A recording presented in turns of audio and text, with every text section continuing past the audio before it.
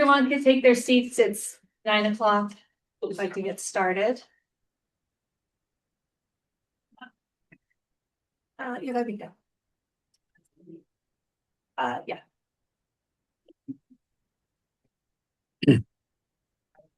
All right. Welcome, everybody. I'm Leslie Snell. I'm the Director of Planning and Land Use Services and the Executive Director of the Planning and Economic Development Commission.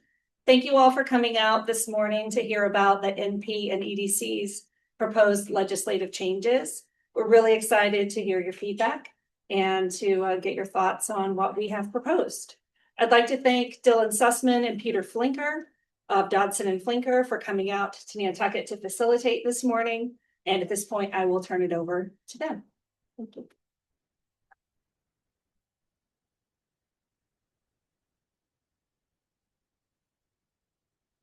Good morning, everybody. Thank you for coming. Hope you got some coffee and some pastries. I had the apricot one with raisins. If you haven't had one, it was very good. So as Leslie said, I'm Dylan Sussman. I'm from Dodson and Flinker. We're a planning and landscape architecture firm located in Northampton, Mass. And we did a little work on the master plan on visioning. So seen some of you before at a workshop we did for that. The town invited us to come and facilitate this meeting. I guess we're sort of neutral parties. So we're here to tell you about what the proposed changes are of the NP&EDC legislation. And then we'll have a presentation to do that. We'll take some questions from you all and try to answer them. And then we'll have a discussion of what's proposed by the NP&EDC. So give me just a second here to adjust my screen. Okay. So the NP&EDC is the regional planning agency for Nantucket. And the information on this screen is the sort of proposed vision for the NP&EDC and sort of its key themes and mission on the left of the screen.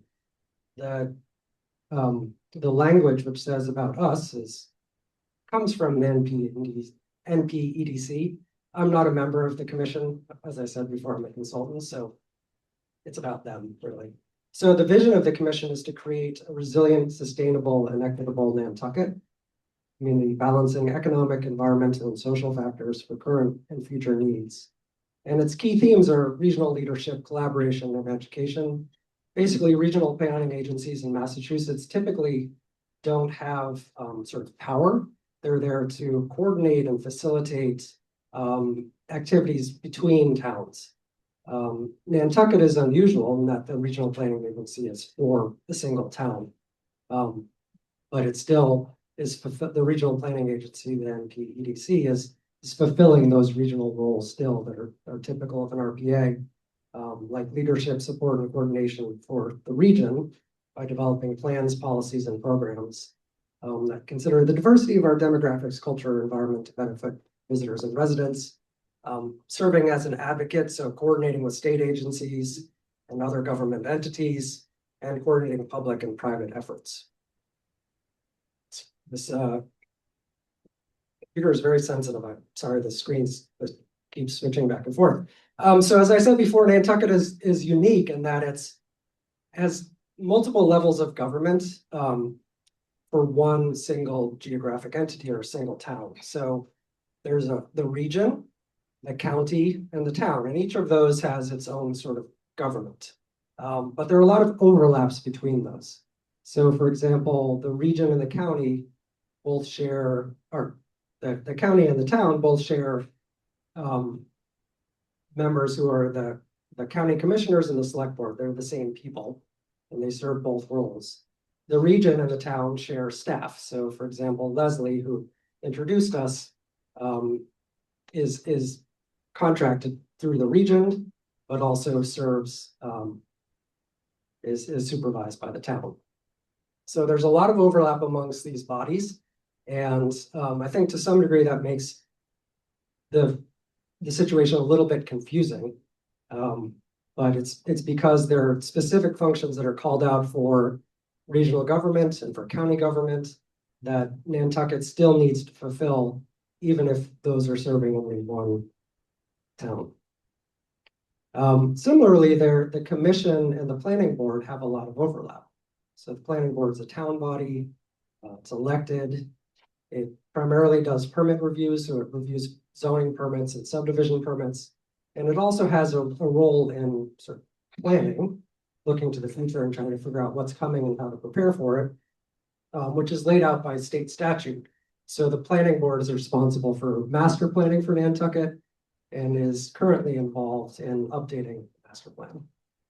The commission, on the other hand, does the kinds of things that regional planning agencies in the rest of the state typically do. So it does transportation planning, and in particular, does a regional transportation plan, and it has responsibilities around how money that comes from outside of Nantucket is distributed and put towards transportation projects. As I said before, it coordinates with state agencies.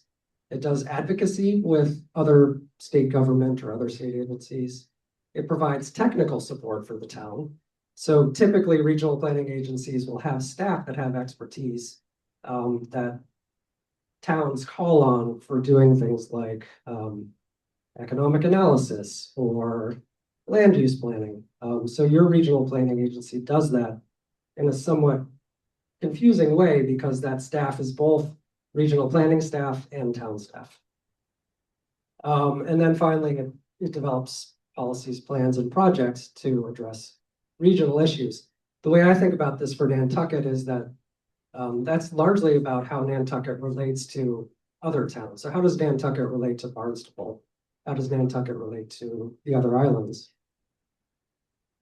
So we're here to talk about proposed commission changes. These are going to be completed by a home rule petition, which will be on the town meeting warrant coming up in May, I believe. And the proposed commission changes were developed by the commission members. So there's an 11-member body of the commission. These people you see on the screen. Do we have any of the commission members with us today? So quite a few of you, thanks for coming. The commission developed these changes starting back in the fall of 2022. They discussed them at, from what I can tell, over 20 meetings, 25, maybe 30 meetings. So they've been very well discussed. A lot of thought has gone into them. So these are the proposed commission changes. I'm going to walk through them. Probably the most significant of them is that the commission is proposing to change how its members are appointed or how they get to be on the commission itself. So the current commission has 5 planning board seats, 1 seat for the county commission, 1 for the conservation commission, 1 for the housing authority, and then 3 at-large seats, which are appointed by the commission itself. So the commissioners get together and decide who the 3 at-large seats are going to be. The proposed change, if I cut out on the mic, feel free to call me and wave your hand and say I can't hear you. Sometimes I forget to hold it close enough to my mouth. Okay, so the proposed sectors are proposed to be expanded. So the planning board will be reduced to 3 seats from 5. There would be no change to the seats for the county commission, the conservation commission, or the housing authority. And then there would be 3 at-large seats, which are appointed by the county commissioners, which, as I mentioned before, is the same as your select board.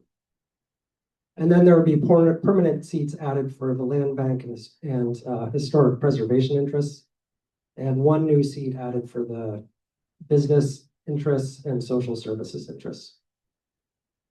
So you can see in these graphs, one of the big changes is in yellow at the bottom of each of those graphs. The planning board goes from having 5 seats to 3 seats.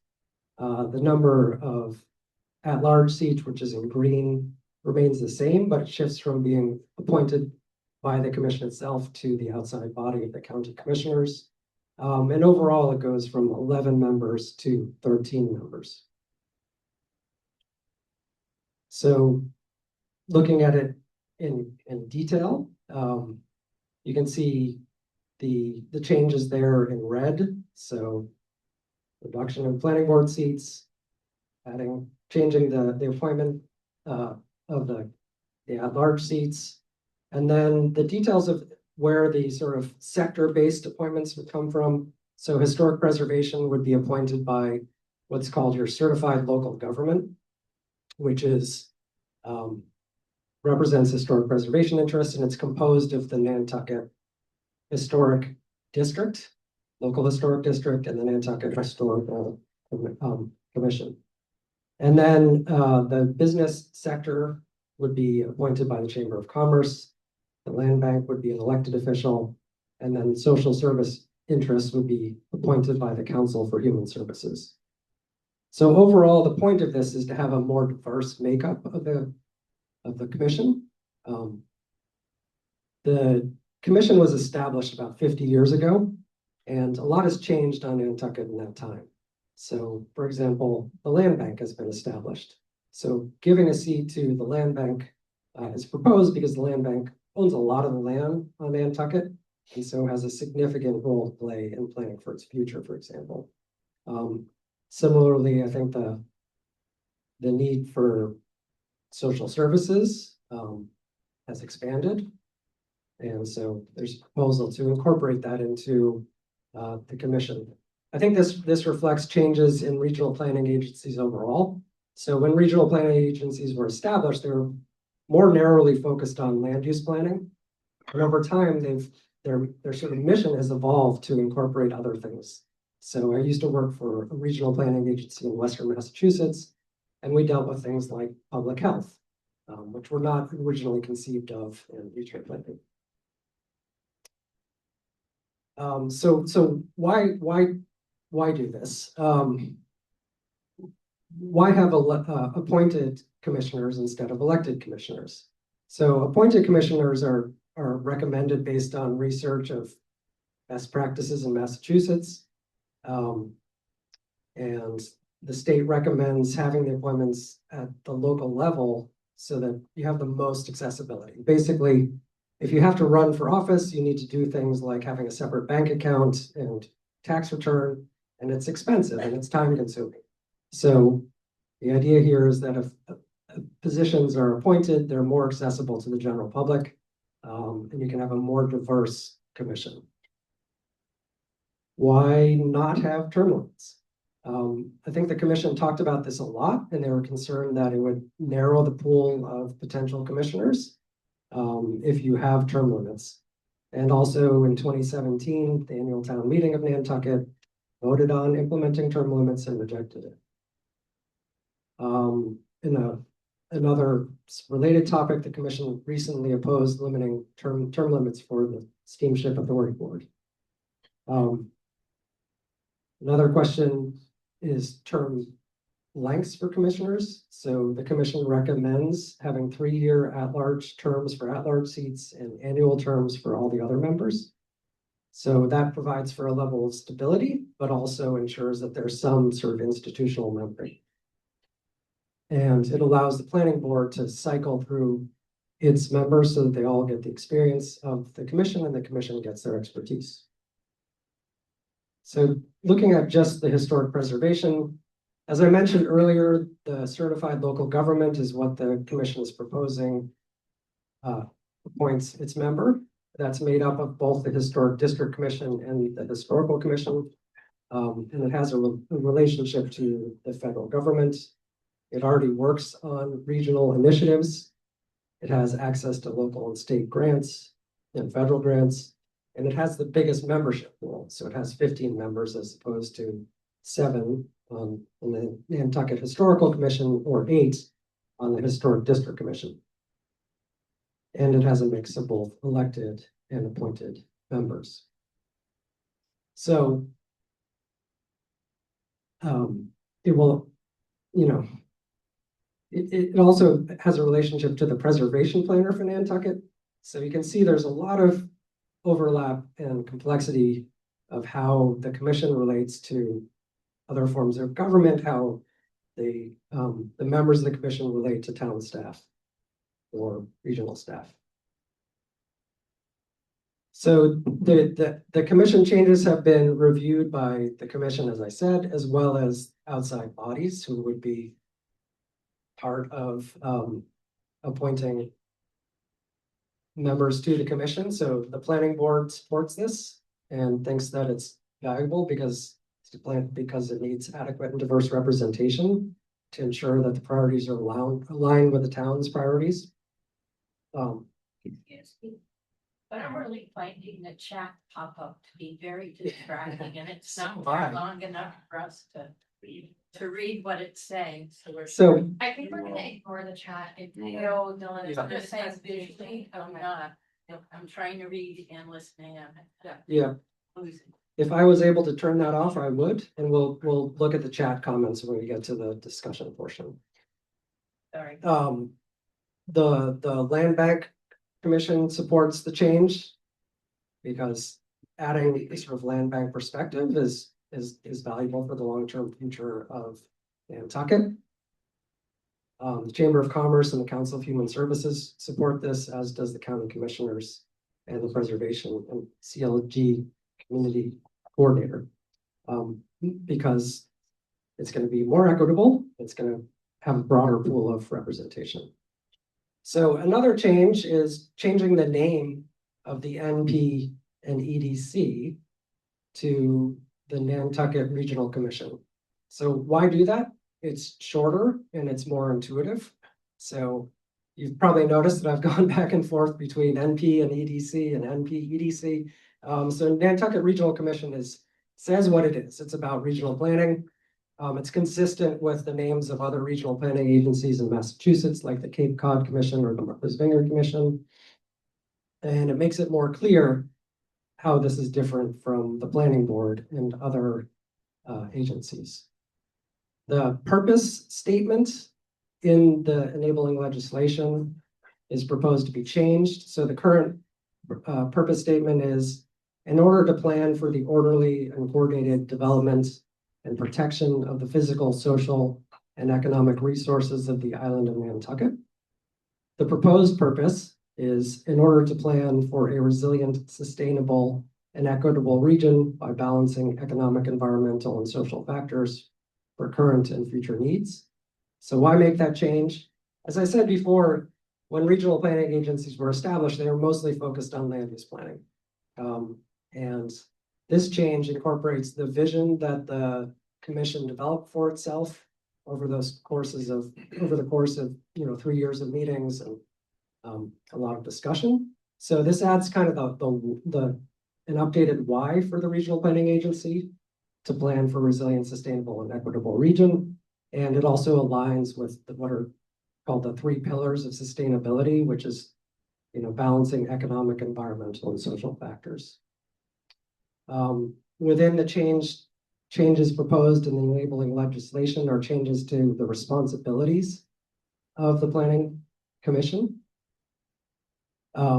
So the current responsibilities that are laid out are preparation of comprehensive plans for the physical, social, and economic development of said county and town, to make recommendations for actions to implement plans to the county and town agencies, preparation of studies, research reports, and maps of natural resources, land utilization, economic development, recreation and conservation, transportation and population characteristics, and to retain experts as is needed.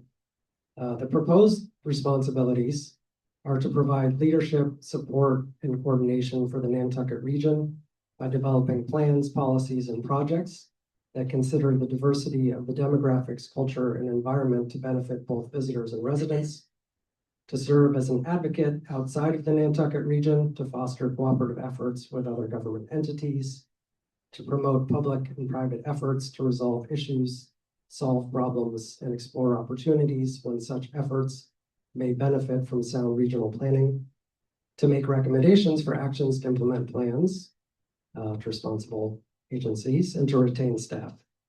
So those responsibilities are basically a revised mission statement for the commission.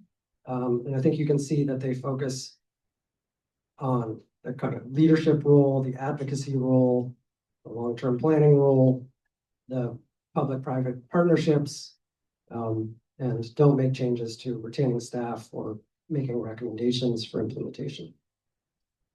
So the next steps for this project is to receive feedback from the public, for example, this morning. The commission will finalize its proposed legislation based on that feedback and then present it to annual town meeting for a vote in May. So if this is adopted by town meeting, it then needs to go to the state legislature, which would bring it as an amendment to the special act that created the commission.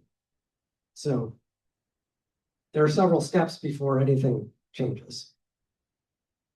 So we're going to turn now to you, and we're asking for questions from you all. So I went through a lot of technical, somewhat confusing information. So we're looking for questions, not so much comments. We'll have time for comments later on. Before we do that, Yes. we need to call the NP&EDC meeting to order. We do have a posted meeting. So the chairwoman will need to do a roll call vote. And Okay, so I'm just calling them order the meeting for the NP&EDC on Thursday, December 11th at 9 AM. It's hybrid, as there are people in person here who can tuck it in on Miller Lane and also online. So if I call your name, please tell me you're present, and also this is being video recorded. So, here. Joseph Topham. Here. Matt Lowell. Here. Christina Gelmy. Here. Hillary Rainford. Here. Mike Mizzarelli. Here. Oh, Brooke Moore, sorry. Okay, online, John Kitchener Yeah. and David Iverson. Here. So, motion to approve the agenda as posted. So moved. Okay, so motion made by Brooke and seconded by Dave. Liza? Here. Aye. Joe? Aye. Nat? Aye. Hillary? Aye. Christina? Bill? Aye. Mike? Aye. Don? Aye. Dave? Aye. And as the chair, I vote aye as well.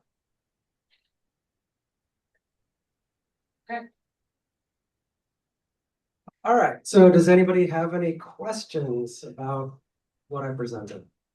And I'm gonna bring around the mic, and with these mics, you have to speak quite close and directly into it.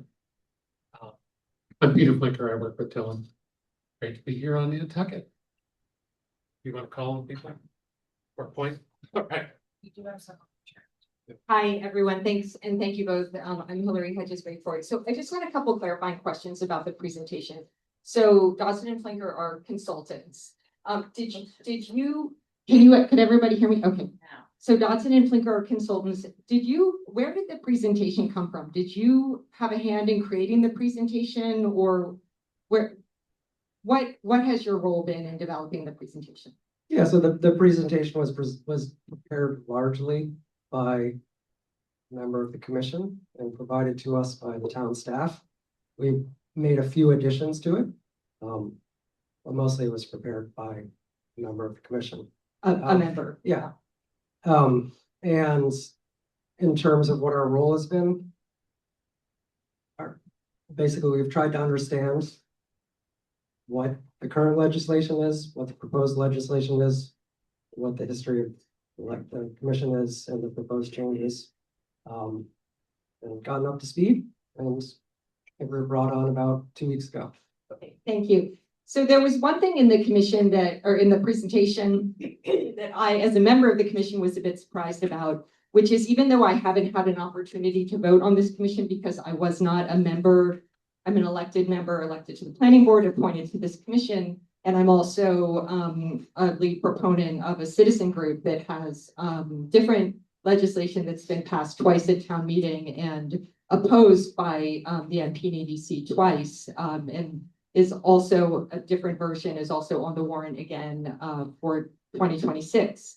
But one question I had was when this was presented saying that the housing authority would continue to have a right of appointment, whereas it is a matter of record from the minutes of the meeting when the legislation was passed by the commission that the commission voted to have the Affordable Housing Trust be given the right of appointment. So I was a little confused and frankly concerned that a presentation that doesn't reflect what was passed. I'm not expressing an opinion one way or another about what's right. If you could just, or someone could just explain how what was voted on by the commission when they voted in September of last year would change in this presentation. Thank you.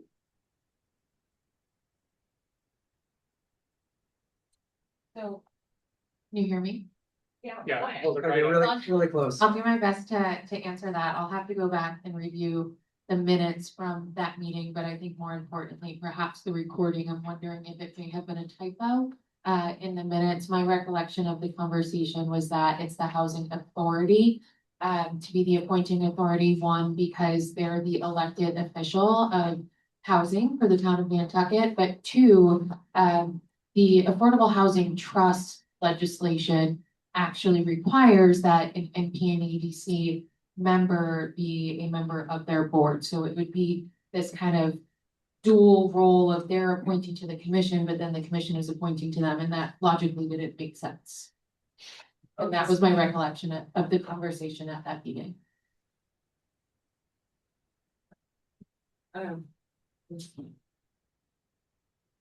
And I guess I'll just add that since we haven't voted on the final version of the article to go on the warrant, that change would presumably be contained in the final version. Yes.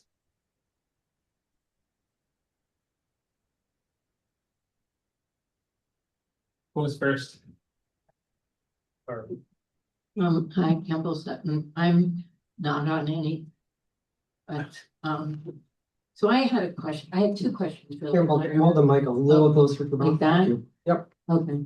So I have two questions. One is in this entire presentation, which has been very good. So thank you everyone who put that together. There really isn't any, there's really nothing that talks about engaging with the public.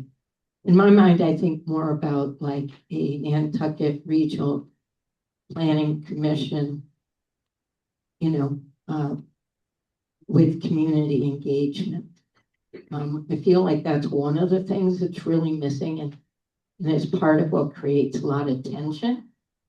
And so I'm just wondering if in other regional commissions, is the public ever included, or is this sort of including the public, you know, engaging with the public, which is peculiar. And my other question is, in the chart, the land bank individual is to be elected, whereas everyone's appointed. So I was a little confused by that language.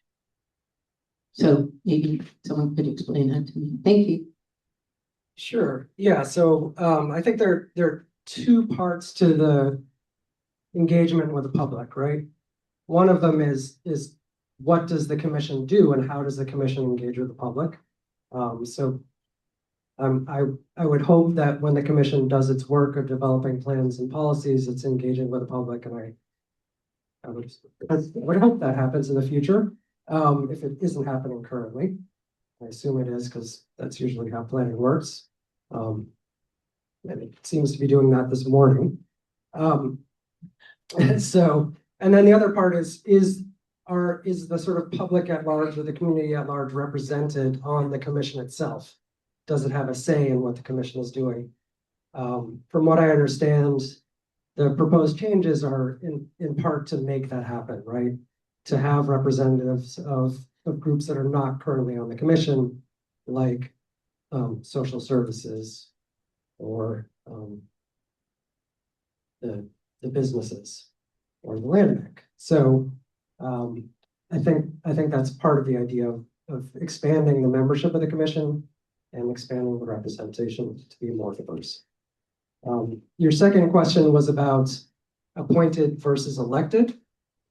And I can share my screen again. If I can get back to Zoom. Give me just a second. So it's a mix of appointed and elected, and it depends on how people get onto the bodies that they're on. So for example, the planning board members, those are elected to get onto the planning board. And the planning board gets 3 seats. So 3 of the 5 planning board members would be on the commission at any time.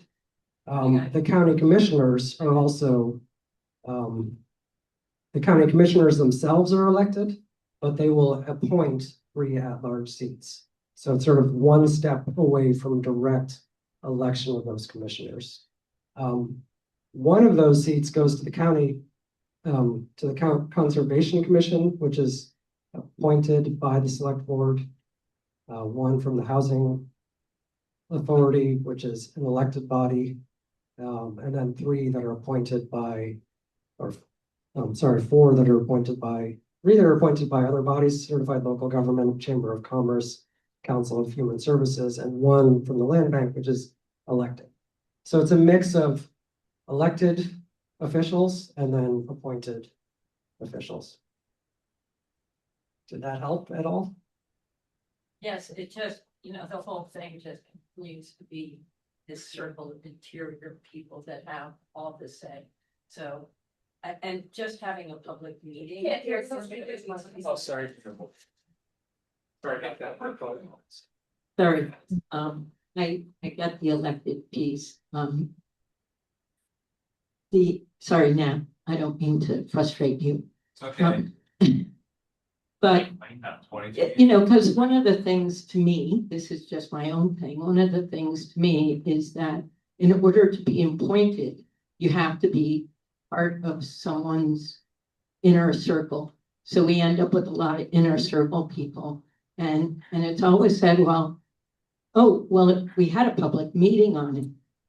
Well, the public meetings are not held in a handicap accessible spot, as far as I can remember. Doors are hard to open.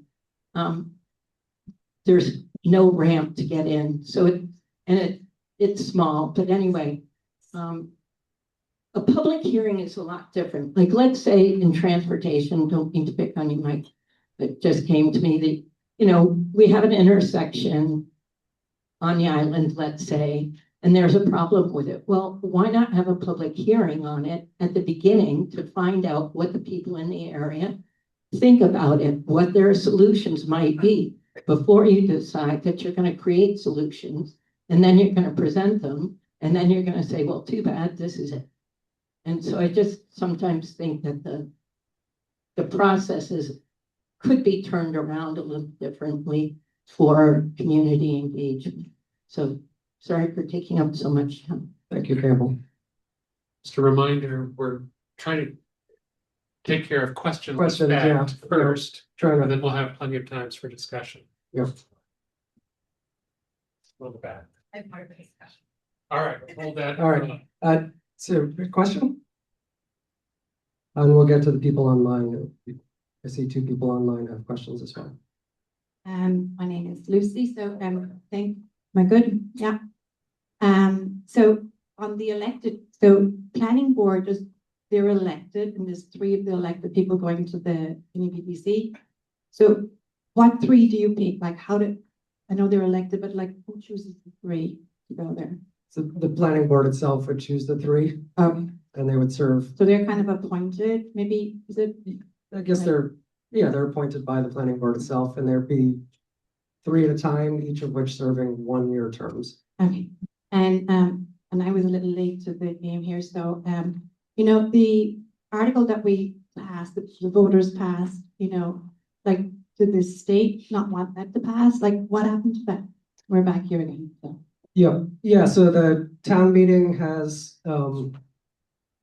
adopted, I believe, 2 versions of the enabling legislation. They went to the state legislature And they were sent to study, which essentially means that they're not going to move forward. And I saw that there was a question in the chat as well from earlier. So hopefully we addressed that sufficiently. F. Scott Wilson. Okay, I'm going to call on Bruce Mandel, who's online. Bruce, thank you. Oh, thank you very much. I hope you can hear me, Simon. I have 3 short questions based on your presentation. First, Simon, how will the public be involved in the selection of the proposed candidates for our new commission? That's the first question. And I live in Mattocket, and it's been developing very quickly in the last 10 years. And, you know, the commission, as you stated, represents the many villages overseas in terms of development. So my question is, you made a statement that the villages or the public will have the broadest range of accessibility within the community. So what is the process for that? Since this plan that we've all been eagerly waiting for was supposed to be produced a year ago, and they got the permission to extend the time. So this is a very important question, at least for Mattocket and some of the associated nearby villages, in terms of how can we get some input into the way the commission controls the development of the villages? Yeah, so Thank you. I heard 2 questions. How is the public involved in the selection of the commission members? And then how does the public get input into planning for the villages? So it's a body that's intended to represent the public. And the way that it's proposed to do that is through a mix of directly elected officials appointing representatives who could either be elected officials or other people they choose if they see fit. And then also representatives who are appointed by various organizations that are active on Nantucket. So that's the proposal.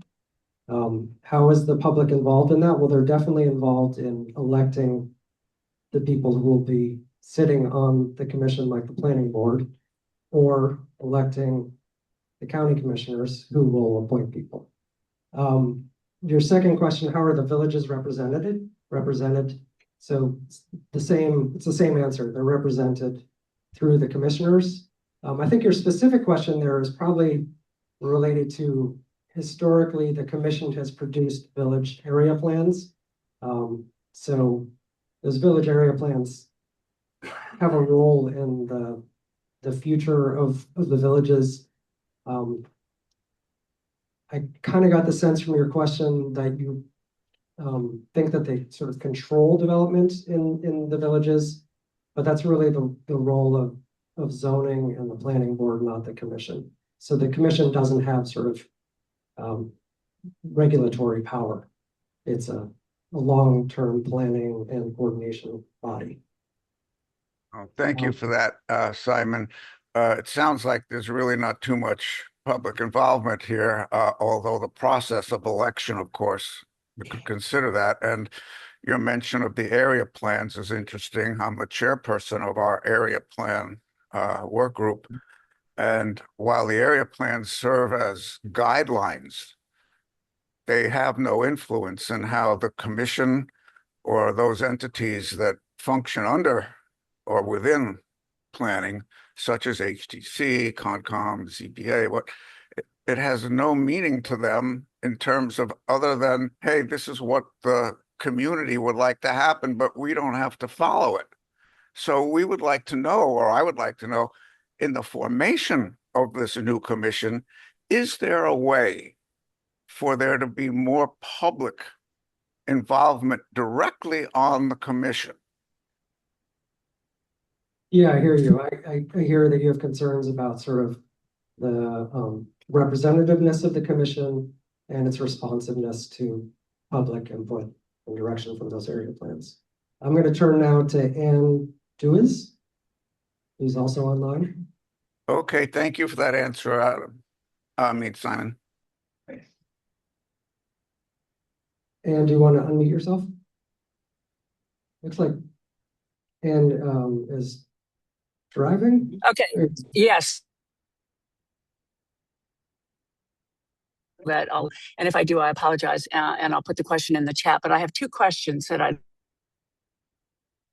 And unfortunately, you're breaking up, so if you could put the question in the chat when you're not driving, that'd be great.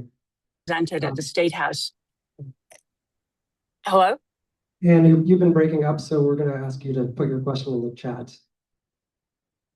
Okay, take it. Is there a question from the room? If you can still hear this one, my second question is faster, which is, okay.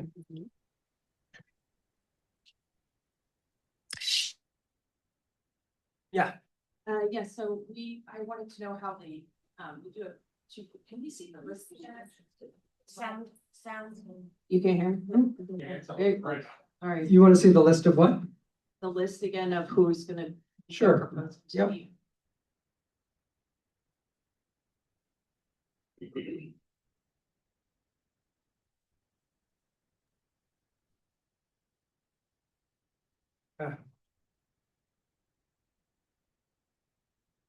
There you go. Can you scroll down actually To, a little bit? I think what I was showing is what you wanted, but The council of the communities, I couldn't see the whole thing. I couldn't see the very bottom, but. oh, okay. Yeah. So the This is chamber, box, so I just have a couple questions. One is the Chamber of Commerce. How would they choose? Maybe I didn't hear you, but is it the executive director or a member from the Chamber of Commerce? Who would, on that commission, right? So that's not an elected person. And then same for Council of Human Services, how, I guess their council would choose who would be on. But I also wanted to know, we have an NP&EDC member on our capital committee, and would they keep that structure? Like, would you all, that committees, would you have NP appointed to?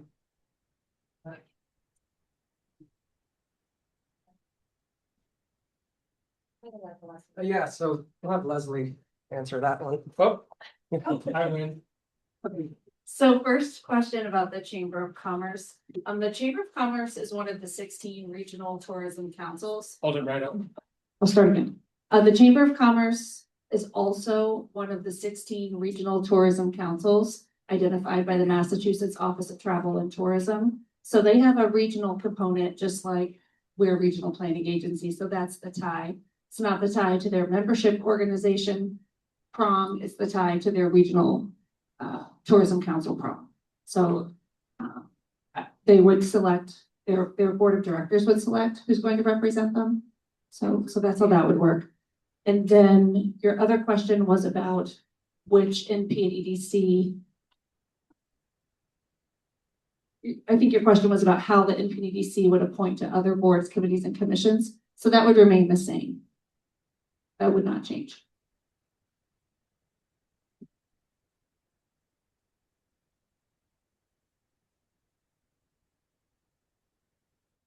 I think one thing that might be helpful is if you took everyone through how the appointment process works, because I think it sounds like the select board can just choose people. My understanding is that's not the way it is, and so I think that might allay some of the concerns about representation. We're gonna give that to Megan or Leslie. So I think there's a few different pieces to that. First of all, the planning commission appoints their members to other boards, committees, and commissions. However, those boards, committees, and commissions are set up. So they vote at a public meeting to decide which member represents them on, for instance, the Affordable Housing Trust Fund or CAPCOM. The county commissioners and the select board have their own process for appointing people to various boards, committees, and commissions. And it's public. There's an application process. It's discussed at a public meeting. They vote on it. So anyone who is interested would be able to apply to be one of the at-large seats. Does that answer the question? Simon, it's Bruce Mandel. Ann Deweese has put her questions on the chat. Would you allow me to read them to you? Bruce, I think we'll have Megan from the town read the chat questions. Thank you. Okay. I think we had Kate put her hand up. Can you call out who it is? Because I can't see them if I'm screen sharing. Kate, if you want to go on finding this chat, you had your hand raised first. Great. I just had a question regarding, well, some of the proposed appointment selections, but in particular, what was the thought process behind including the land bank on this? I know the presentation, it stated that the land bank owned a lot of property, so the thought was that they should be included on the commission for that reason. But I'm just curious as to why owning a lot of property necessarily involves you a seat at the planning table. And secondly, why other things like perhaps the Affordable Housing Trust, and again, I don't have any clue how any of these other boards or trusts or things are set up, so there may be a reason for that, but I was just curious about that selection in particular. So the mic was passed to Nats, or are you responding to that question? Is this on? Yes. Yeah. This is actually, Kate, can you hear me? I can. How are you, Kate? I'm good. No. Okay, so back in 21, this has been going on for a while, trying to kind of update commission, get it into the new world we have with especially housing entities. We didn't have all these housing entities in 1973, I'll tell you that. So I was out doing a call, sitting in my truck, freezing to death in December. I said, wait a minute, I think I've got the answer to one new position. We should have had the land bank as part of this planning commission in the late 80s, but no one was thinking about that. Similar to the housing authority. The housing authority is a state agency. And they've been part of it since whenever, 50 years, 40, whatever it is. And that's where this came from when we first started talking about changing the commission's makeup a little bit, getting it to be more to today's needs and entities and, where we are as a community compared to where we were then. So the land bank makes sense. I don't think it really has anything to do with how much land they own or anything like that. I think it's about collaboration with the town, with other things. You're seeing it happen with the fields now. You're seeing a lot of things with the land bank that are starting to become more community collaborative, like the Washington Street Committee that I'm on. It's really a great process. I mean, this is where we need to go.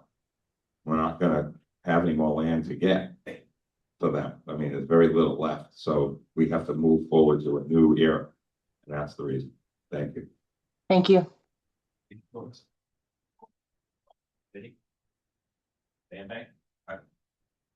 How do I answer that question?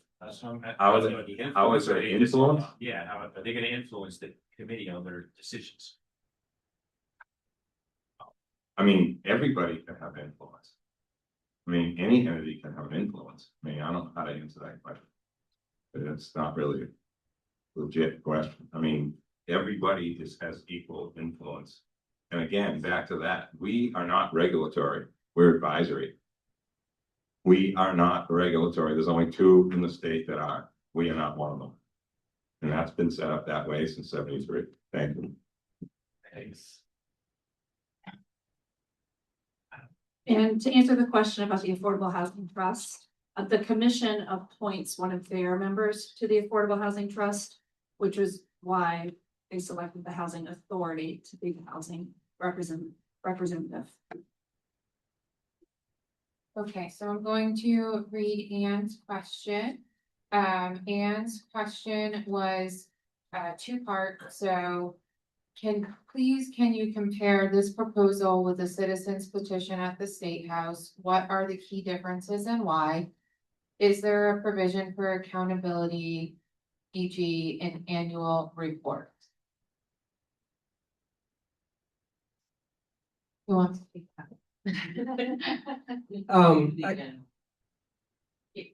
Yes, so we do currently prepare an annual report that's published with the other committee annual reports dispersed with the warrant every year. In addition, some other appointments have reporting components such as seasonal communities, not back to the commissioner town, but annual reports to the state. So the annual report to the community is done through the annual report produced every year at town meeting.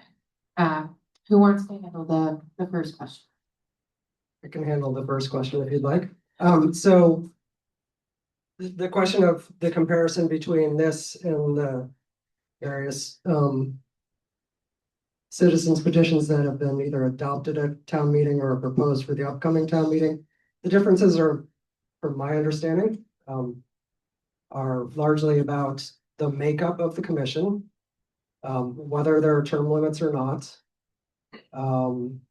the explicit requirement for an annual report. So those are, I think, the main differences. We're not here to talk about the differences between those. Personally, I think it's confusing enough trying to dissect just one proposal. So this meeting is to introduce the proposed changes from the NP and EDC, and not to debate the differences between the two proposals. But I'm going to allow Hillary to clarify if I missed any differences between them. Oh, thank you very much, Dylan. This is Hillary Hedges' report. There are other differences, but I'll respect that we'll talk about that maybe in the discussion. I did have a question, if I could ask a I question. think this is a good opportunity for you to describe Okay. briefly the differences. Sure, I If can there's something- describe the differences briefly if people would like me to do that, but I did want to, one of them I have a question about because so the NP&EDC voted last October on a framework. We haven't voted on an article. The framework did include the Affordable Housing Trust as the representative. That was the final vote, and it wasn't a typo in the minutes. I did look at the minutes and listen to the meeting. And I'm not advocating for one or the other, and I think we did hear from the chair that that's something that would come back to the commission for a vote probably at our meeting on Monday, since that's going to be our last regularly scheduled meeting before the town meeting warrant is adopted. But I do think it's a little concerning that the commission would vote on a framework and that we would be seeing something different on the screen, which leads me to my question, which is another aspect that the commission voted and adopted in September of last year was that the legislation, the article of the home rule petition would eliminate one aspect of the special act as it currently stands, which is the removal of the districts of regional economic impact. Can you just answer my question, since that was what's voted? Is what is going to be put in front of the commission to vote on finally going to persist with the idea that the district of regional economic impact be eliminated, or is it going to be silent on that and leave it in? Okay, so back to the housing piece, there was a lot of back and forth about affordable housing trust or the housing authority. And I believe the final vote was housing authority. So we will certainly double, triple check that, but we can talk about it on Monday. On Monday at the meeting. The proposed draft that the planning commission talked about in November of 2024, did have the development of regional impact deleted. I've had more time to think about that and more time to do research and more time to talk with town council. And on Monday at the meeting, I'm going to suggest that that remain in place as it's currently written. Thank you, Leslie. Did you want me to continue with telling about the citizens legislation at this point, or do you want that to be part of the discussion? Was there anything that I missed in my description of what the differences are? Yes, yeah. Okay. So, so the differences are that, I'll talk about what's on the warrant for 2026. And although I'm the lead petitioner, this has been brought to town meeting with 211 signatures, in 2024, which is enough to call its own town meeting.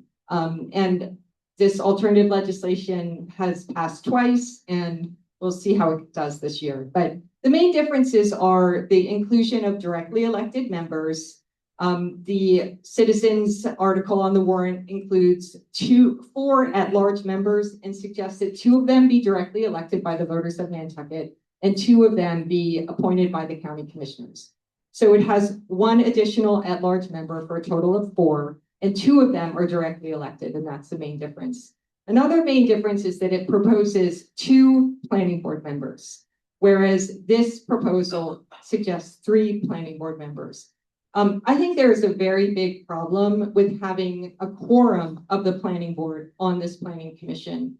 That would mean that if there was any kind of dominant wing, so to speak, of the planning board, they could select the 3 members that they liked, and they could leave out the 2 other members, and they would have a quorum, so they could discuss planning issues amongst themselves, and the 2 members would be excluded. So I think it's a fatal flaw to have a quorum of the planning board. I would rather see all 5 members of the planning board or not a quorum, and the legislation has suggested 2. Another important difference is historic preservation. So the citizens have suggested that the Nantucket Historical Commission have a right of appointment. This has been voted on twice at the Historical Commission and spoken twice on town meeting floor and adopted by the voters. It's a really big difference because the Historical Commission is the Preservation Planning Commission. They're people appointed for their experience and background in preservation. And they also meet once a month for 2 hours to talk about actual preservation. Whereas the Historic District Commission is the architectural review board responsible for permitting. They spend 5 hours a week. The Certified Local Government Commission is not a commission of the town of Nantucket charter. It's not in our charter. It's a administrative function of the federal government. So I don't think we should be having the federal government's administrative function included in our regional planning commission when we have a preservation planning commission. I frankly think it's political. The last important change is whereas the citizens are suggesting 4 at-large members and a total of 11 members, which is what we have now, this commission's legislation suggests including a Chamber of Commerce representative. The Chamber of Commerce is a 501c6 organization which allows it to do unlimited lobbying and also influence elections. So I think we cherish our Chamber of Commerce. I think it's very important. Having a business sector was extremely popular in the survey, which was filled out by 52 people, but they did put Chamber 3rd after historic preservation and land bank. The problem is that they're a private organization. They're not subject to municipal rules, and they're a lobbying organization. So I would suggest that a business person could be covered by the at-large seats. And I can see you're wanting me to give up the mic, so to be continued. Thank you. Thanks for reading that queue. Megan, do you have some questions from the chat?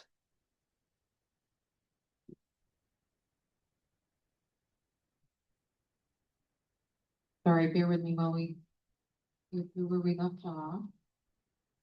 Catherine Ward had a question: why did the state not approve the plan voted on by the town? I can't answer that. You'd have to ask the representatives up at the State House. Why not have representation from the villages on the commission and have the commission present to the public twice a year on their progress and ask for input?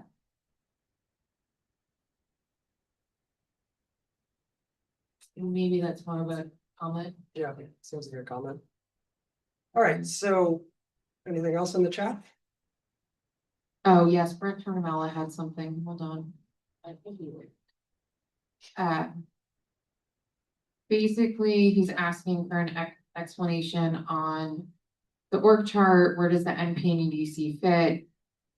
And report to, are the plans and policies they create automatically adopted, voted on, put forth to the select board or planning board for consideration and voting? You want to answer that, Leslie?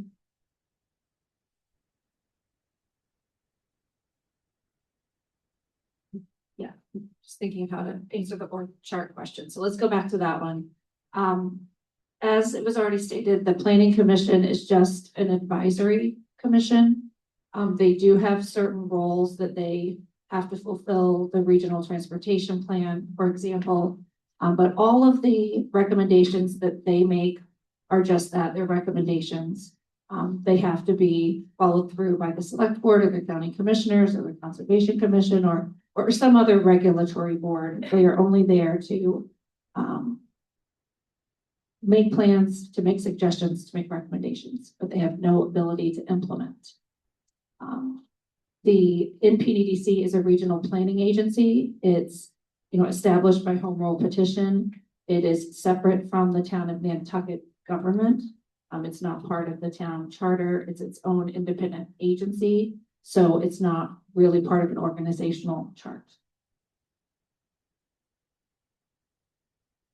I saw one other question in the chat that I wanted to respond to. Somebody was asking what role our firm, Dotson and Flinker, had in developing these recommendations, and the answer is we had no role.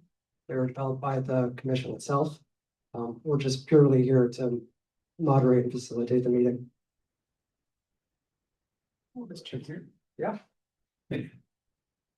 Megan, you mentioned that an annual report is made to the community. Is that what appears in that book that we get at town meeting? Thank you.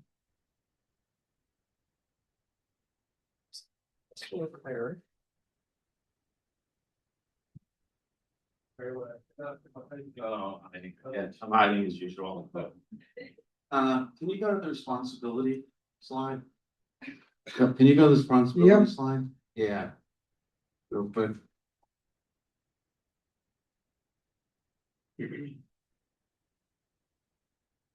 And the reason it's on the slide, there's a change.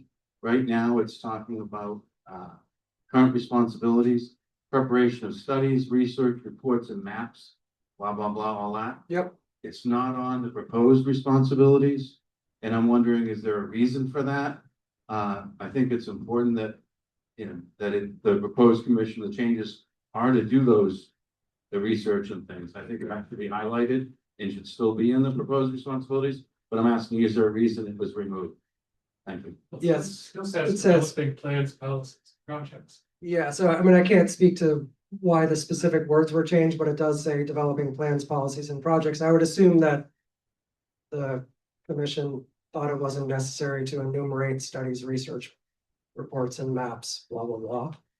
That the more general language would be sufficient. If I don't have that correct, somebody from the commission want to correct me? Hearing. I just want to say the commission hasn't approved this language, so I guess we'll talk about this in the meeting on Monday. Okay. Yeah, and this is, it's not I don't think it's the exact language. It's a bit of a gloss for PowerPoint.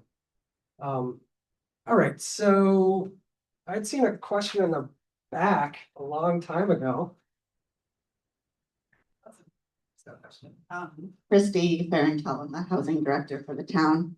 It was more a comment than a question, but around the housing seat, I know there's been a lot of discussion, and if it hasn't been voted on, I would suggest that the Affordable Housing Trust be the seat, and if there's a circular motion of who's appointing who, I think it's worth bringing it forward to the Affordable Housing Trust if we need to change our legislation and charter, because the Affordable Housing Trust has really grown as the hub of all things housing, and we submit all the requests for funding. We're really the collaboration and key stakeholder group, and we assist the housing authority. And we We just think that that would be a better position for someone from the Affordable Housing Trust to sit on the commission than the Housing Authority. I also just want to make a comment around the designation of appointments versus elected. I've sat on both an elected and appointed position, and elections are very expensive and are actually more exclusive. If we think that people are sitting around appointing just their friends, it's very hard to tap into an elected position. So I would fear, as our community looks in the future, that this would become a very exclusive, predominantly white board if we don't have appointed positions. And the last thing I wanted to say is around the state not approving. We've been trying for a transfer fee for over 10 years, and we approve it at town meeting, and the state doesn't approve it. We go back to the drawing board and we try to figure out what can we do to change it, to get it implemented. I think this is exactly what this group is doing. We brought it to the state, the citizen warrant article. It hasn't gotten approved. We'll bring it back and see how can we change it and make it better. So I just wanted to put that comment out there. All comments and questions. Thank you. Breaking the rules. So yeah, I want to transition to sort of discussion. You'll forgive me if I do this in a sort of orderly manner. So I want to get a sense of like how people are feeling about these proposed changes. And then to try to discuss and understand what's underlying those feelings. So Can you make this bigger? I can try to make it bigger. Full screen or something? Yeah. The reason I didn't do that is because I find if I make it full screen, then the stuff from the Zoom gets in the way of people seeing things. All right. So here we go. Yeah. We should just have AI do this. We could all be sitting at home and AI could be arguing about it. Okay. So let's start with the proposed name change. So the current name is the Nantucket Planning and Economic Development Commission. The proposed name is the Nantucket Regional Commission. So I want to see a show of hands, but in a specific way. So if you think this is a reasonable change, I'd like to see a full hand with open fingers. If you have some concerns about this change, but you think it's possibly okay, let's see one finger. So one finger if you think it's okay. And then if you think this is just totally unacceptable, I'd like to see a fist. All right, so with those, can you try that again? So put up 5 if you're okay, 1 if you're a little have some reserves, and then a fist if you're opposed. So we've got 1 finger who's got some reserves, pretty much, 2 fingers reserves. Good, a 3 over there, you're really confusing me. All right, so, no middle fingers, yeah, index finger. So, okay, so it seems like there's pretty broad support for the name change. Does anybody want to speak to their support for the name change? If it's worth speaking to, anybody want to talk to why they think that's a good idea? Sure, you on the front? Hi, I think that the current name is misleading because it's easily confused with the planning board. Yep. And I think that the Nantucket Regional Commission signifies that it's significantly different. Okay. My friend with 3 fingers over here. I was unconscious, but I like that the name is updating, but I don't like the word regional because I feel like it's not, because we're an island, that's right, we're a town and a county, so it's just semantics. Yeah, it's semantics, but it also points to the general confusion around what this body is. It is literally a regional planning agency in Massachusetts. So Massachusetts has laws that create regional planning agencies. All of the other regional planning agencies in the state are literally regional. They're composed of multiple towns. So the Martha's Vineyard Commission is composed of Tisbury, Bluffs, and Chilmark, and West Tisbury, and Aquina. So yours is a single town, but I think it points to its functions as a regional planning agency. You had some concerns possibly. Do you want to speak to those? Not about the name or the regional components. I think what I see is that it's a advisory council made up of stakeholders. And I agree with Christy in that we have a whole demographic on the island that these stakeholders don't necessarily, I feel, represent. And so I am worried that it is skewed in one way or another. And those people are public on social media, but not necessarily public in the public meetings. And not that you can control that, but I do worry that there is a whole demographic that's being lost here. Thanks, and I think we'll definitely get into that more. Okay, so I'm gonna move on. Seems like that's not too terribly controversial. So how about the changes to the purpose? So this is basically the first line in the legislation in order to blah, blah, blah, blah, blah, and then it lays out who the commission is. So the proposed purpose is in order to plan for a resilient, sustainable, and equitable region by balancing economic, environmental, and social factors for current and future needs. You know, and then it goes on to say like, we hereby establish the blah, blah, blah. So again, 5 fingers if you think this seems reasonable, 1 finger if you have concerns, and a fist if you're opposed to this being the purpose of the commission. All right, so mostly people seem okay with this. I see concern there and with there. How about on Zoom? Oh, on Zoom. We're making the world complicated. People on Zoom, if you could just type into the chat, support, concern, opposed. All right, so anybody want to speak to the changes in who's okay with this, who's in support of this? Anybody? Campbell. I know you'd rather not tell me. One of the things I really appreciate in the proposed purpose is the inclusion, but the chat things in the way, the inclusion for resilient, sustainable. I think those 2 things are really so important on this island. The only thing I think it's missing is the cultural piece, but. All right, anybody else? Like get over there, whoops. Sorry. Any cables? Hi, good morning and thank you. Lee Saperstein. It's just 1 word, but I believe that Nantucket is hugely dependent on its physical structure. And I'd like to see the word physical included in the proposed purpose, balancing economic, environmental, physical, and social factors. So it sounds like for you, Lee, physical. So sounds like physical does not equal environmental. Definitely not. My colleague to the right said, what do I mean by physical? Geological, geomorphological, topological, all the factors that we're dealing with in order to protect over coat to the cliffs, etc. So getting at the sort of underlying land structure of the island as opposed to environmental, which I think for many people implies living things. So these are the basic physical structure of the island.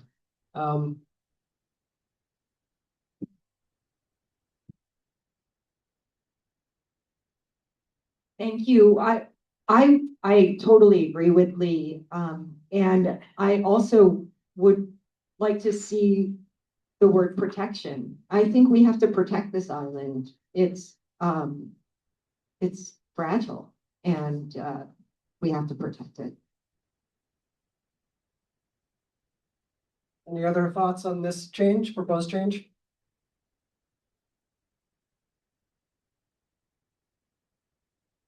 I hate to add more words, but I think historical, when you're talking about parent and teacher, that word kind of along with protection are historical.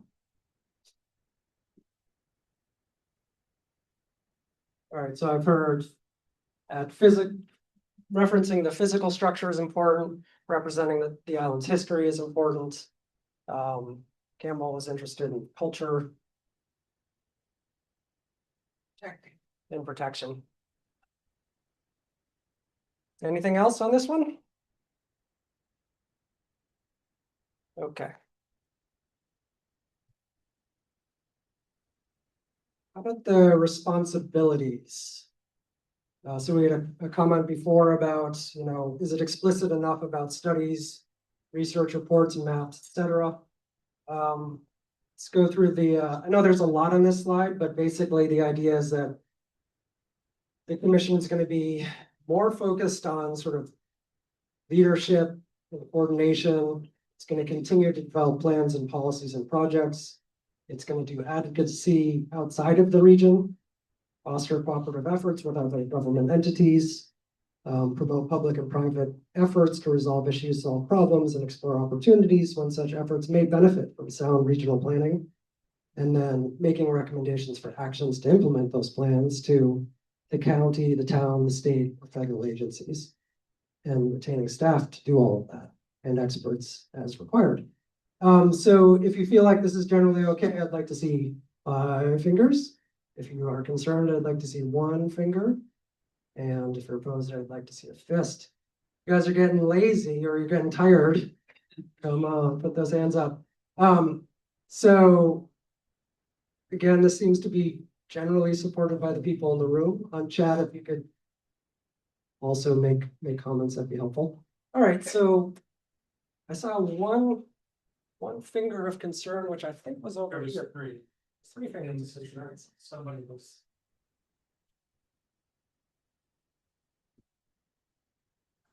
I think Brooke Moore, County Commissioner and rep to NP&EDC.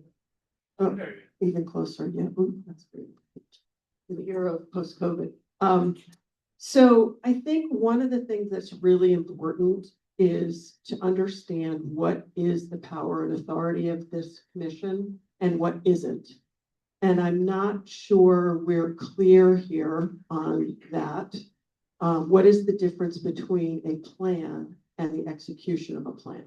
And who ultimately makes the decision about the execution? And I think there's a lot of misunderstanding that this commission has authorities that it does not have. And I'd like for that to be more clearly reflected in the responsibilities. I don't know, I don't have any recommended language, but maybe we can talk about it on Monday. Because I think the community has been confused about what this commission is actually authorized to make happen versus recommend to others who are in regulatory positions to decide and make happen.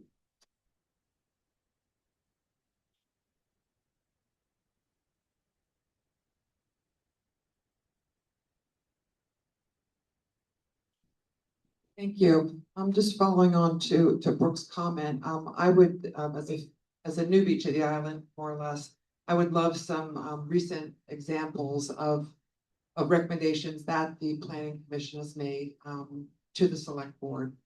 Just sort of real life examples would be really helpful. And Doherty remain. Dr. Brooke, answer to that. I think probably the most concrete example is around transportation. So typically a transportation proposal for a bike path or a route for a bike path will come through the NP&EDC, through the transportation planner. And then the NP&EDC will make a recommendation through to the Select Board on a specific route for said bike path. So Tom Nevers bike path is a really recent example. We also work through the process with state, like Milestone Road, state projects. And then if there's, like easements or authorizations that actually have to be approved by the town and county, they are recommended up to the county commissioners or the Select Board for approval. So it's an important first evaluative pass through a lot of transportation projects that ultimately the authority rests elsewhere in terms of voting it through. Right.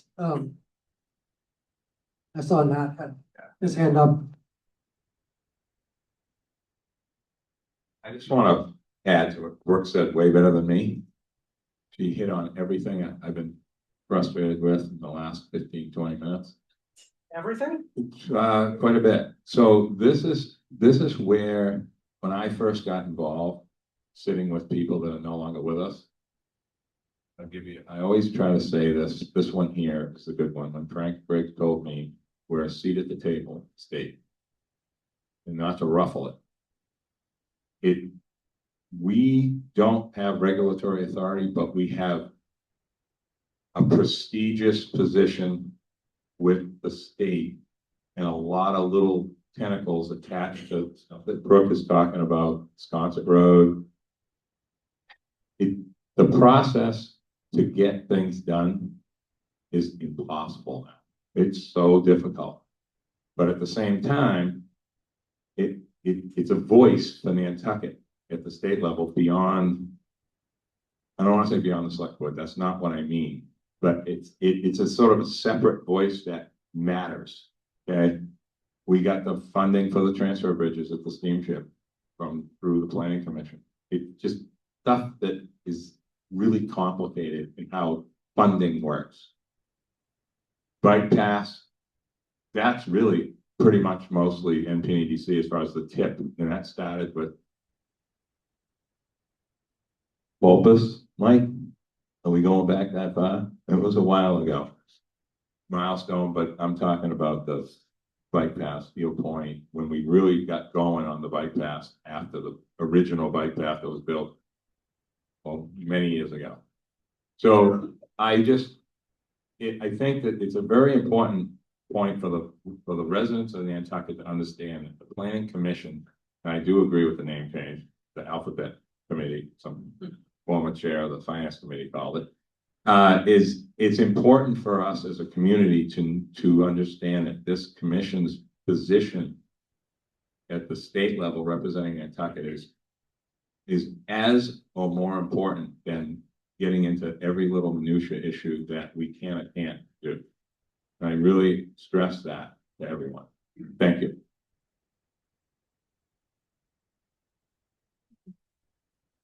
I had my one finger up. And the reason follows on these comments. I would like a stronger statement in the proposed responsibilities about the Planning Commission's responsibility to make sure we have that seat at the table, to make sure that when funding comes from the state or the feds or whomever, that we are at that table and we have a specific ask. So Mike, transportation planner is a good example. You work for the Planning Commission, right? Is there someone else within this? I'm not familiar, that could be my issue, of someone who can take the Planning Commission's advocacy and action, verbal action, to the funding sources. And Mike, the transportation planner, is very good about bringing, hey, there's this money, at least when I worked with him, there's this money out there that we ought to be going for. So I see that it's up there as serving as an advocate and making recommendations, but I want a stronger voice that this planning commission is making sure we have a big seat at the table. There is money out there other than the taxpayers of Nantucket. So what's an example of language that would make you feel more comfortable? I knew you might ask that, but Yeah, I'm a little too recent to this. I'm a bit of a wordsmith and I just don't have anything to provide for you right Okay. advocate, you know. Action. You started to say advocate, but then you realized it was there as an active advocate. Oh, no. Thank you. Yeah, I was a zero support for this language. Not the spirit of it, but the problem that we have with our planning commission is that it has not gotten enough done for Nantucket. And it has not used its power locally and regionally. Everybody, you know, we're very like insular, introspective. This is a regional planning agency and it has certain responsibilities. And one of the responsibilities is, as it says on the left, the preparation of comprehensive plans, etc. That is directly from the Massachusetts General Law, 40B regional planning. So we have to do that, or we have to be supporting the preparation of that, and the town can ask for support. So people say this planning commission, it's not regulatory, it's not that important. That's been a refrain again and again. I want to remind everybody that this planning commission hires, manages, holds the contract for, and sets the employment goals for Nantucket's planning director, who is the lovely lady sitting right in front of me. Sorry to call you out, Leslie, but that is the fact. That's a responsibility of this commission. The only other board that has a similarly profound responsibility is the select board, who is responsible for hiring, managing, holding the employment contract for, and setting the employment goals for our town manager. So we don't have to be hiring the town planning director. I mean, Leslie could be hired by Libby, but as it is, it's this planning commission. And we do have the right, as long as we are a regional planning agency, to hire and manage a director. So it's very, very important. And this commission has the ability to set planning goals and to make sure that our plans are updated. Since its inception in 1973, this commission has prepared comprehensive plans for the region, and that stopped happening. They do have to be approved by the planning board. That is a statutory responsibility of the planning board. But this commission can and should do much more for Nantucket, and these proposed responsibilities are a lot of language that reduce accountability, in my opinion. Thank you. I just wanted to clarify one thing, which is, we do retain the contract for the planning director, the transportation manager, and the deputy director, but we have a memorandum of understanding with the town. So the town manager is actually the person who would be setting the goals in doing the management for the planning director. The commission does not develop the goals for the planning director, as the planning director reports to and is managed by the town manager. So that's not accurate. I mean, I do think we obviously do participate, discuss that, but the memorandum of understanding is clear that the person who does the direct management of the planning director is the town manager. There was a question over here, Dylan.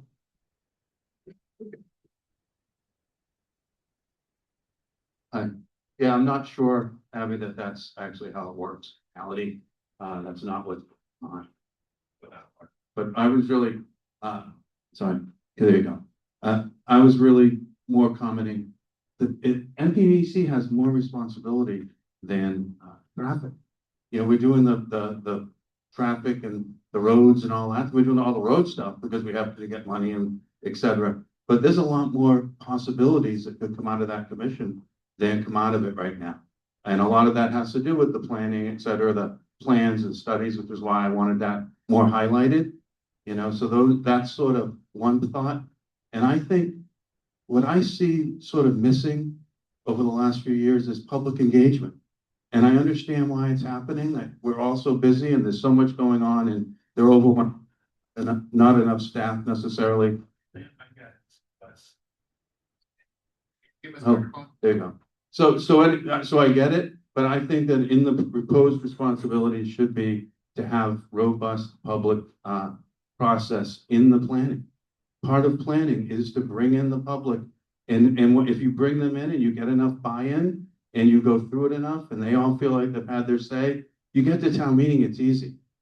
And the way we do it now, unfortunately, is it's at the last minute and then we get it to town meeting and then we all argue and do kind of what we're doing now, but we try to do it in 10 minutes because we have 100 other articles.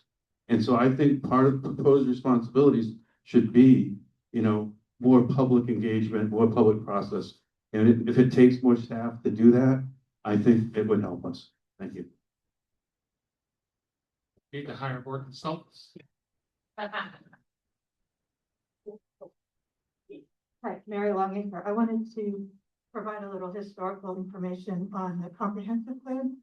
A town meeting with the NP&EDC many years ago did prepare a comprehensive plan, brought it to town meeting, and town meeting rejected it, saying, we don't want two plans. We don't want a master plan and a comprehensive plan. They could be competing, they could be in conflict. We want one plan, it's the master plan done by the planning board. So that is why we are not continuing that comprehensive planning effort. Town meeting told us not to.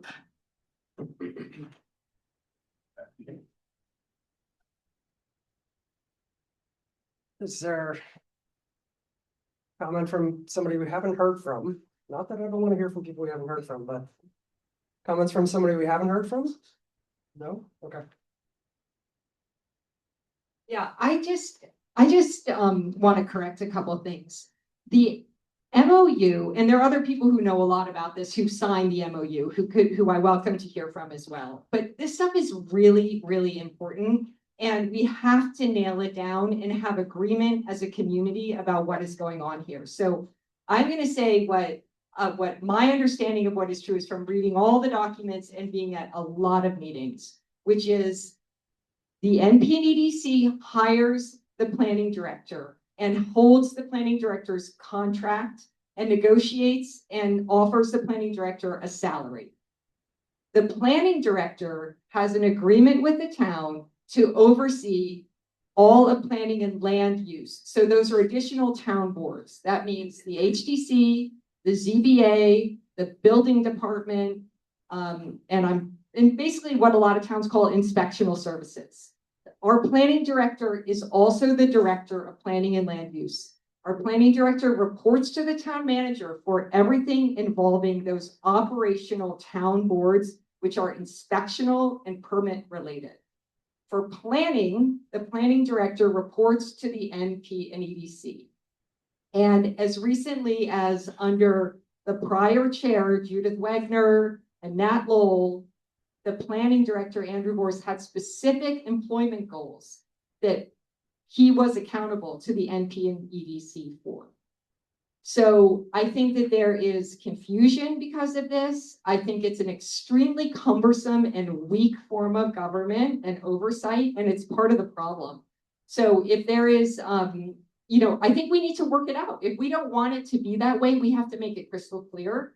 But that is not what the MOU says right now. The MOU says the planning director is accountable to two different groups, the NP&EDC and the town manager. Regarding the comprehensive plan failed in 2001 because of the building. It didn't fail because people wanted a master plan. Nobody is thinking about the difference between a master plan and a comprehensive plan. This is all just planning. And that we are parsing and dividing is parsing and dividing the community. And we have to get together on the same team and talk about the real issues. So what is the real issue here? Confusion Confusion? on purpose. What other, Campbell, I'll get to you in a second. What other real issues are there here? Like I get the sense that there's differences of opinion, right? From the outside, I don't know all the details. Is it about different visions for the future of Nantucket? Is it about politics and control? Is it about feelings about what the commission has done well or not done well in the past? What's this about? Somebody help me out. And do these proposed changes address some of these issues? That's a good question. Do the proposed changes address the actual issues that people are concerned about? Does anybody want to speak to that? I think what I'm hearing you all say, and I'm not weighing in on my own opinion here, but what I'm hearing them say is they would like identified outcomes. So they want to name maybe transportation or name historic preservation. They want to name what it is that they're responsible for, and maybe making those things a little more clear for the public would help them also know when and how they could participate. Yeah, I've heard a lot about the need for more community engagement. I think the true goal of our proposed changes, as people have stated, is part of what Tracy brought up I think is part of what Christy brought up, which is that we really want to provide accessibility and get participation in the commission from everyone in the community. And I think that that's what's really important for us, is making sure that all of the voices are heard. And that was truly the goal of the proposed legislation, is make it the broadest. Each group that was chosen as an appointing group, trying to choose the broadest possible group so that we have the largest pool of potential candidates and that people can be easily involved. And so I think that that's the important thing to remember, is the true goal of these changes is to provide accessibility and represent the community, whether it's, what Bruce brought up, if there's not, someone from his community, by having an easy appointment process to be a part of the at-large, that voice can be heard. If it's somebody from a different community who hasn't been involved, again, making it as easy and accessible as possible, I think it's important for people to understand that that's truly what we're trying to do.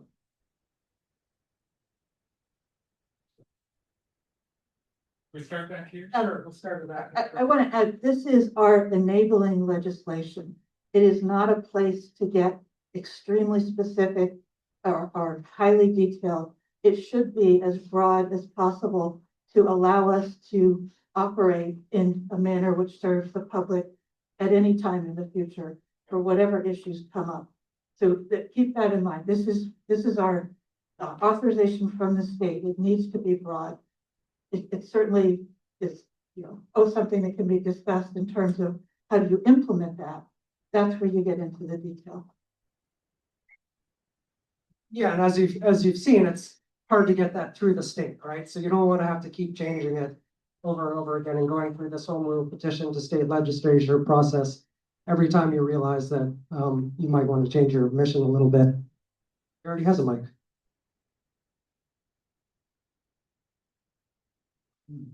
Is this on? It is on.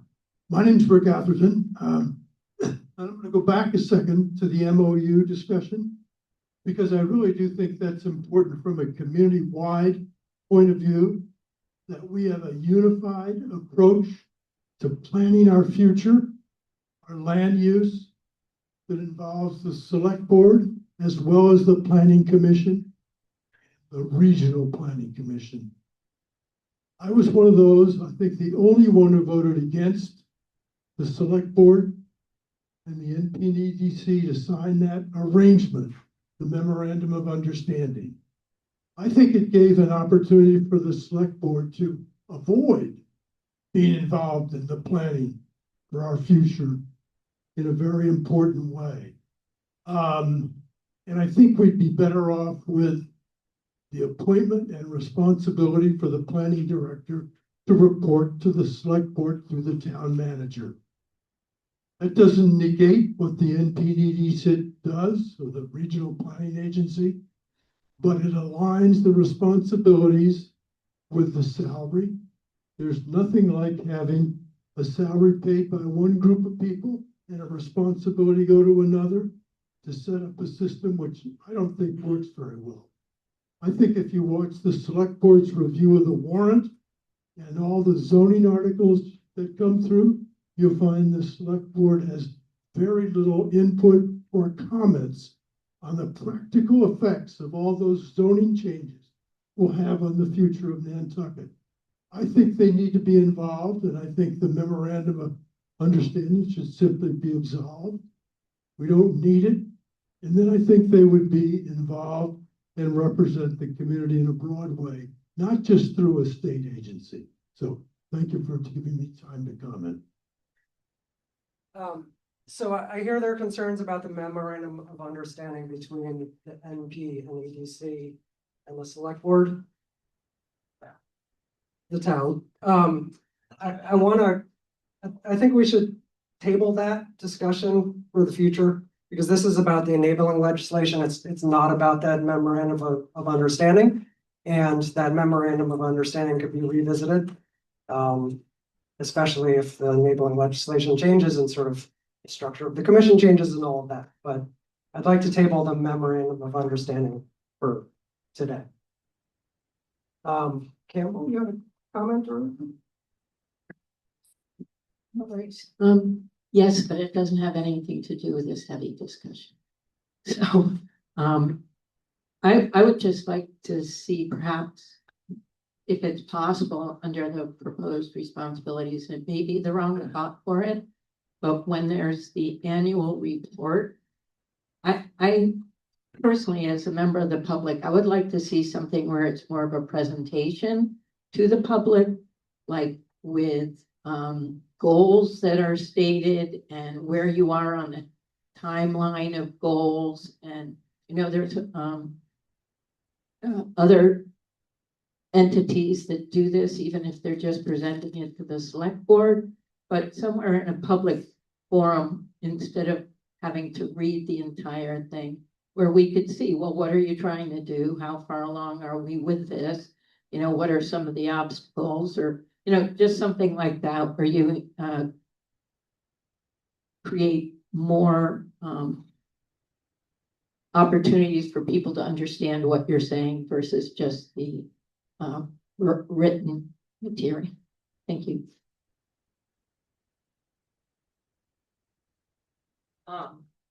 Thank you, Campbell. That's actually a really good idea. That is something, I'm on the historical commission and actually on a goals document, and it has dates as goals, and it can change from month to month, but we do a comparison of where you were the previous month versus the current.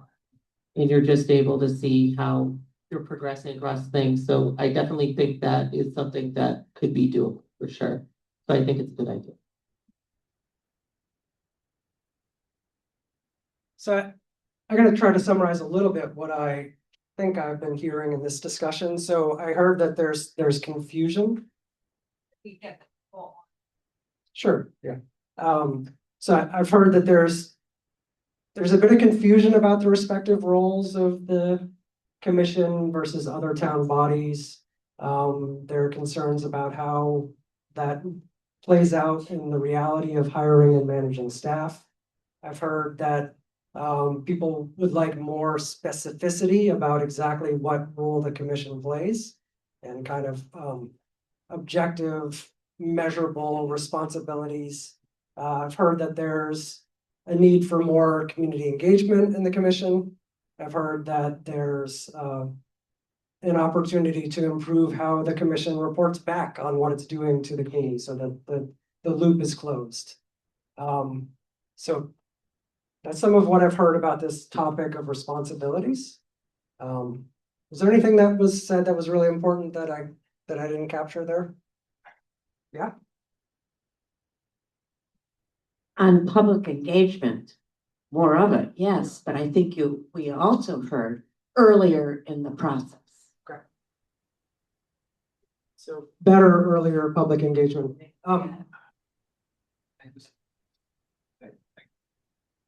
Gotta say something. This is difficult for me, because I've been here too long, know too many different things, and it all pops into my head. By the way, you're doing a good job for somebody that doesn't live here. So, you know, that's why consultants keep coming back, the same ones, because they start figuring stuff out somebody else's time. I think when we figure it out. It's just how it is. Fire. Weston and Sampson, they're all here now, and that's it. So anyway, okay. We have probably, our meetings are obviously well advertised. Everything's on Zoom. I mean, Rick, you're the one that started the TV stuff back 100 years ago. We used to meet at the high school. I mean, we are so open and transparent now. You can't even have an area plan meeting without a full, minutes taker. I mean, it's not easy. Nobody shows up at our meetings. Our meetings are unattended. There might be 2 people, including the newspaper. Okay? So to say that we're not engaging the public, I mean, to do this process today, this is like extra engagement. And there's still way less people here than there is at an average select board meeting on every Wednesday night.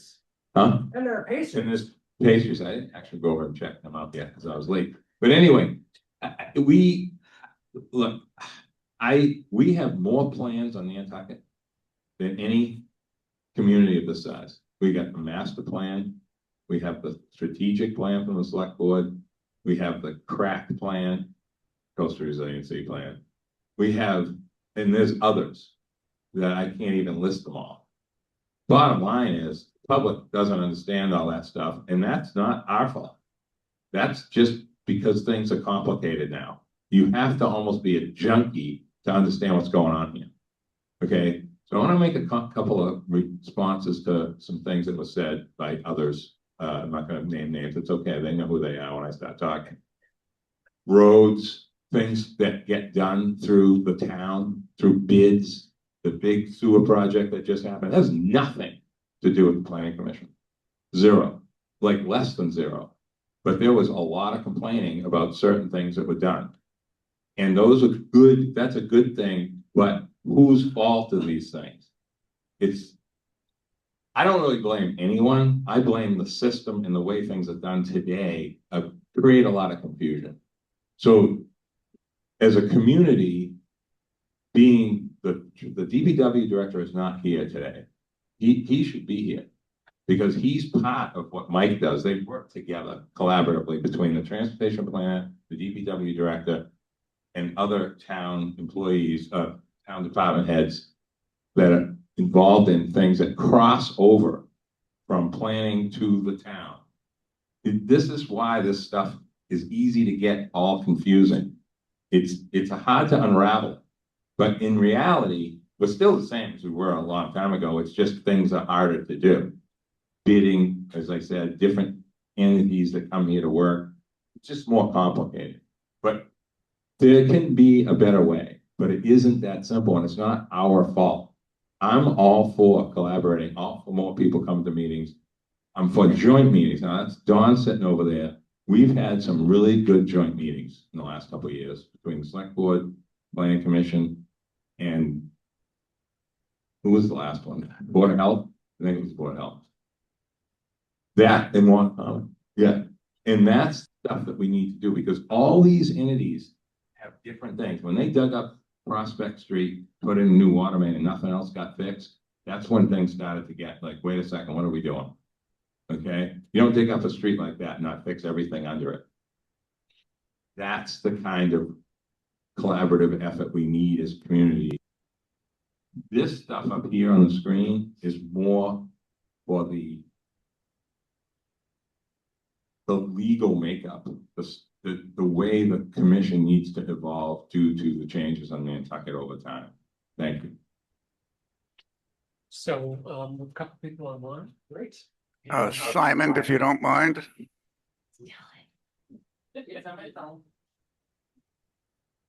All right, so Megan, Simon. do you want to call people online? Thank you, Simon. Simon? Hold on, Bruce, his name is Dylan. I'm sorry. okay. Is That's that okay fine. if I correct you? Yeah. So we have John Kitchener, Bruce Mendel, and we can go through the chat as well. While we're going through the chat, John, why don't you go ahead? Oh, sorry, I'm seeing your chat. Megan, it's leave at 11. I do have a broader comment and question if I could. Go for it, John. Okay, thank you. So everyone, I'm an NP&EDC commissioner. Unfortunately, I have to leave at 11, so I was trying to hold my question till after more of the conversation had taken place. However, Nat just said it. This stuff is very, very complicated.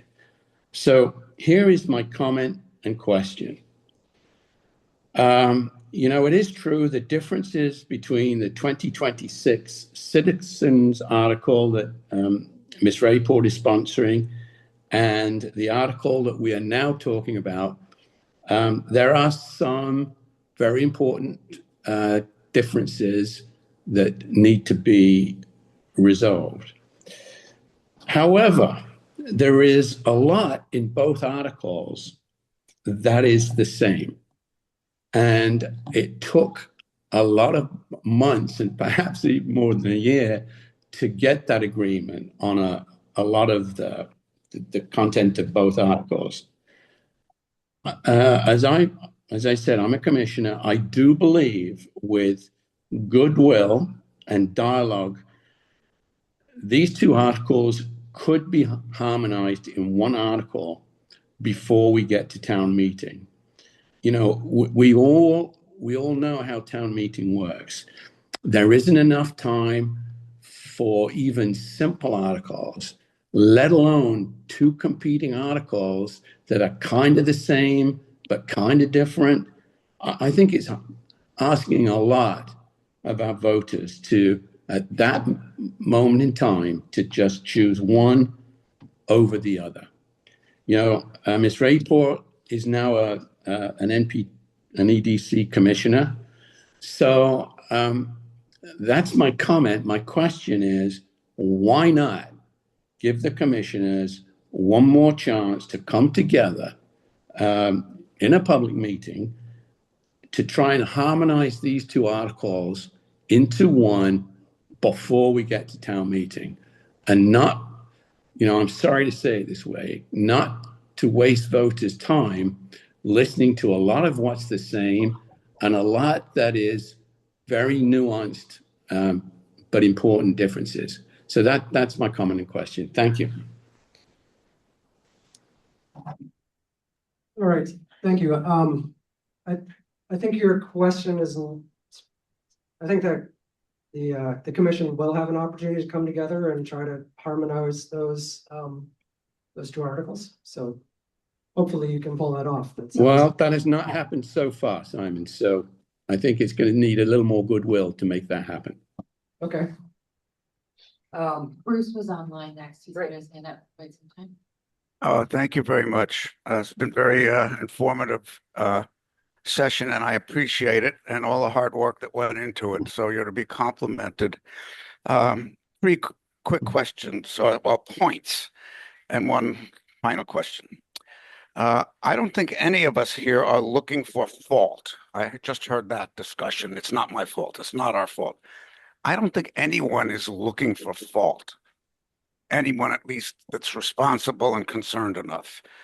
What we're looking for is inclusion. And I think that's an important distinction. As far as this being a very complicated issue, it is. There are many complicated issues. So I want to point out something to everyone here. It's very hard to participate. Today, December 10th, there are, I think it's the 10th, there are 9 different town public meetings being held between 8 a.m. and 4:30 that are all overlapped and are important. PFAS, public schools, FinCom reviewing the articles that you're discussing today, the Capital Committee, the Select Board is going over mold issues in the dorms, the ZBA is missioning, the Water Commissioning. This is very difficult to navigate. So I hope you will be understanding enough to at least have more than one public meeting if you want to discuss it before town meeting, and to at least publish an agenda sooner than 2 days, which is the mandatory. Give us time to prepare. And Simon, your conclusions, you made 4 points. I think you omitted some of the public questions, but it was a pretty almost all-inclusive. And Simon, last question for you. Was your firm at all involved in developing the proposed changes? So Bruce, this is Dylan. I'm sorry. Oh, Dylan. Yeah, thanks, Bruce. So no, we were not involved in developing the proposals at all. As I said earlier, we were brought in about 2 weeks ago just to facilitate the meeting. So the proposed changes are homegrown. Okay, thank you for that explanation. That's helpful to clarify that. You're welcome. Got a comment to the back of the room here.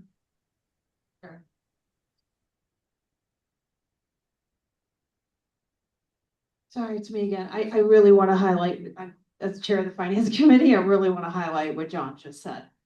I'm begging you guys to come together. This would be very challenging to go through the finance committee and to go to town meeting with two articles that are different. You obviously can do that and we will listen to everyone. I promise you. But it's hard because these issues are, the nuances are actually really big, but to a voter, it's like, what are you talking about? And I personally, I'm telling you as just Jill Veith here, you all sound like there's so much inner fighting between staff and things. When that comes out, that's what worries me for the town. And we really need to have people united. And so I'm begging you all on both sides of this to please consider coming together for one united article that people can understand and get the voters behind you. Please.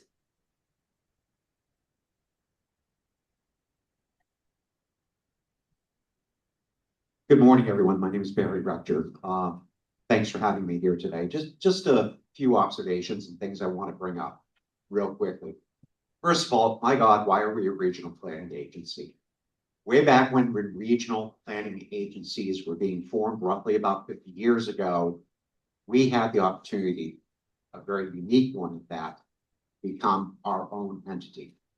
To this day, I'm really going to say to you, I think that was one of the best decisions that we ever made.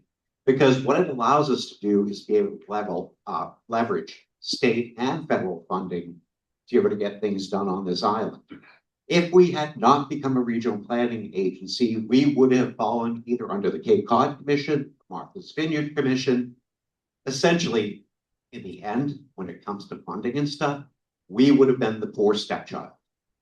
Because make no mistake too, looking at it through other filters, we're viewed as a very elite and wealthy community. Think what that would be like trying to get funding through a Cape Cod Commission or something when they're saying, oh, Nantucket's got plenty of money, why do we even bother with them?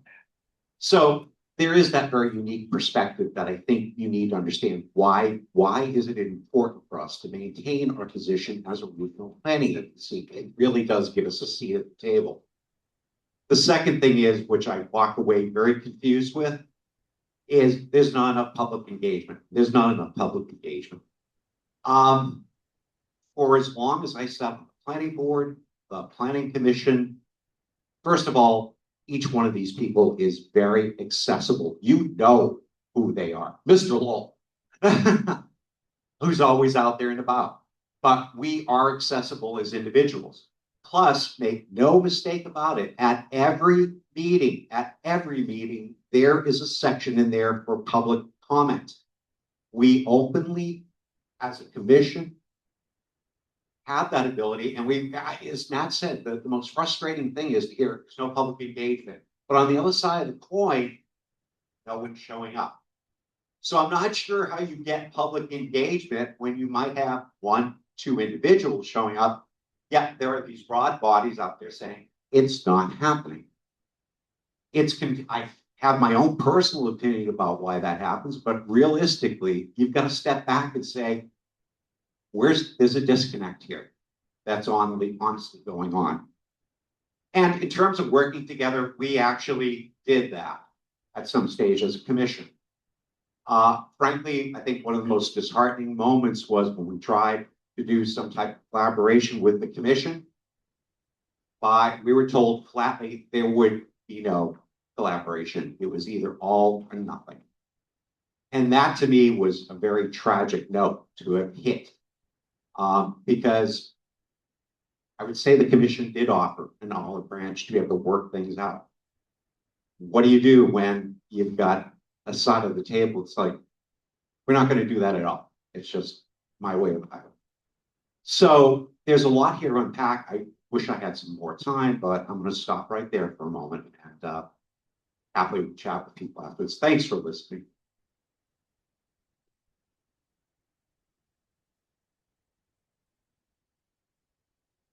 This meeting was scheduled to end at 11. I feel like that was a pretty decent final comment, and I'm seeing people in the room stand up and leave. So I'm going to thank everybody for coming today.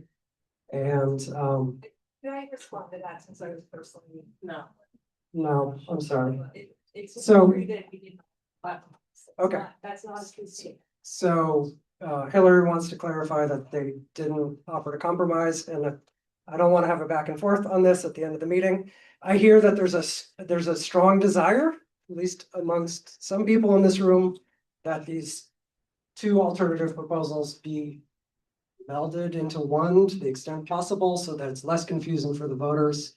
And I think that, I've heard a lot today about what the different visions are, and it seems a lot of it gets down to trust. And whether people can trust the actions of this commission and how they can be assured that democracy is functioning and that it's a representative body. So I think that probably everybody shares that overarching goal of it being a representative body, but has different opinions about how to get there. So hopefully you all can work together to resolve that issue. Thank you all for coming. Happy to continue to talk to people after the official close of this meeting. Need to close the. Yeah, Yep. I need a motion to adjourn the meeting. So moved. Second. Okay. Proposed by Liza, second by Pat. Everyone in favor, please vote aye. Oh, I'm doing, yeah, Liza. Liza had an eye. Oh, that little. Oh. That little aye. Hillary report. Hillary report aye. Brooke, please. Joe Topham Aye. votes aye. John Kitchener, Aye. Dave Iverson, Aye. and the chair votes aye. Thank you all for coming.